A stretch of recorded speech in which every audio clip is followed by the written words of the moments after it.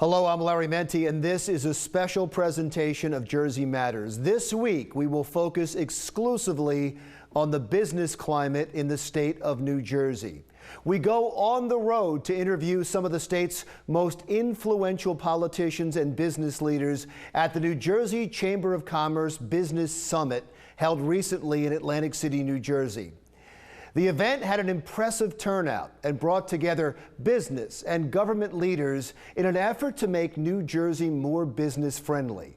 This summit comes after the Tax Foundation's annual survey on the most friendly business states was released, and it ranked New Jersey dead last.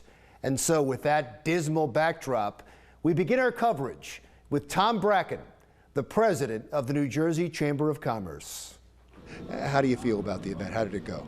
The event greatly exceeded my expectations. When you get 500 business people representing over 40 or 50 very prominent business organizations in New Jersey in one place to talk about helping improve the economy of our state, that is a good feeling. And when we put this together, we hope for something like that. You always have misgivings as to if it's going to happen, but when it does happen, you have to be pleased. Do you have any hope that something positive may come of this? Because I know there was a call to action, but action has been something that hasn't happened in this state.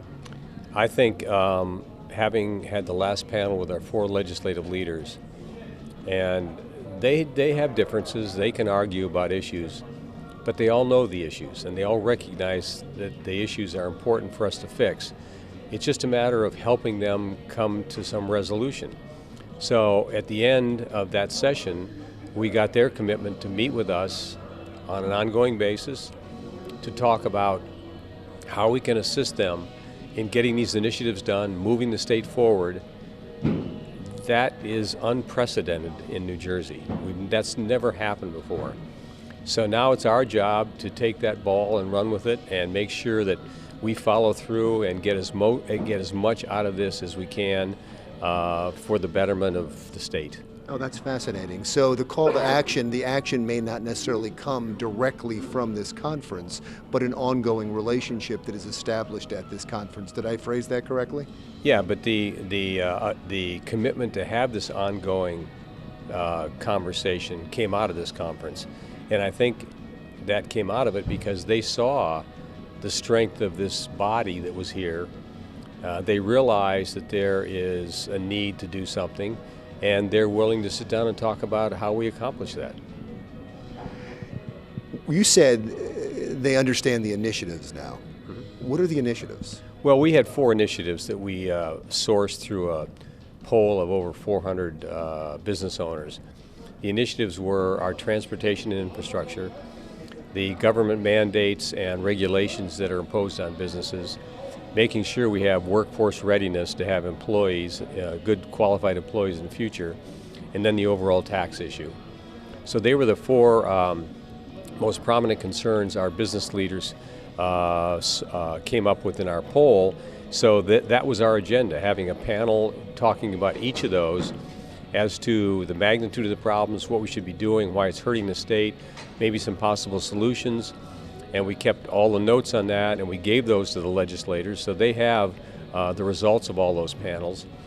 That was the format we had, but the ultimate goal was to use those 4 issues to create this ongoing dialogue. And it worked. Can the business climate in New Jersey change without your 4th initiative, without a restructuring of the taxes? Problematic. We have what is called the net tax benefit issue, which is combining all the taxes that are imposed on the business community, including personal income tax. And our net tax benefit in the state of New Jersey is one of the worst, if not the worst in the country. So you have to take a look at the affordability issue. Taxes are a big part of that. So there are ways we can look at the taxes and maybe tweak them to get that net tax benefit better for the people. And then hopefully when that becomes a more palatable issue, a lot of the other positives we have in the state will be able to come to the forefront. Our qualified workforce, our location, all the very positive benefits we have will then become more attractive to people once they realize that the affordability issue is being worked on. I talked to politician after politician, office holder after office holder that came out, and I brought up what you're talking about now, the tax structure, and can they do something quick? Can they fix it? And every one of them to a person. Some of them came directly to me, some of them danced around it, but every one of them said no, not right away. We're so cash strapped, we can't do something right away. Mm-hmm. Do you understand that reality, and what would the effect of that be if they don't do something? I understand we're cash strapped. We have a budget, and we constitutionally have to balance the budget, and anything we do to help reduce taxes has a budget impact. But I was in business and ran companies for 42 years. You can find dollars if you want to. It just depends on how diligent you are and how courageous you are in making cuts. There's ways to cut every budget. Some of them are tough, some of them are difficult, but you can find money if you want to. So I don't think we're advocating for any kind of major overhaul that's going to cost us billions of dollars. But if you can start to take each of the tax issues and start to reduce them a little bit gradually over a period of time, with a commitment that you have an end goal in mind, that's momentum. That's a positive momentum. So you don't have to cure this overnight, but if you make a commitment to cure it over a period of time, that's the next best step.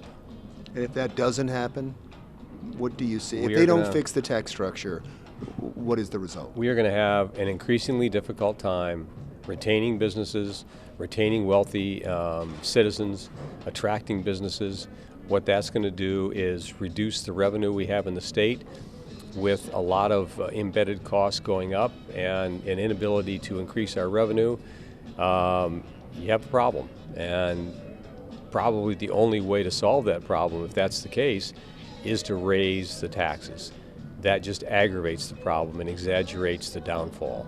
So you're saying there has to come a time. They have to do it. They have to commit to do it at a certain time, or it just is going to keep building upon itself to the point where you can't do anything about it. You can't let this happen forever.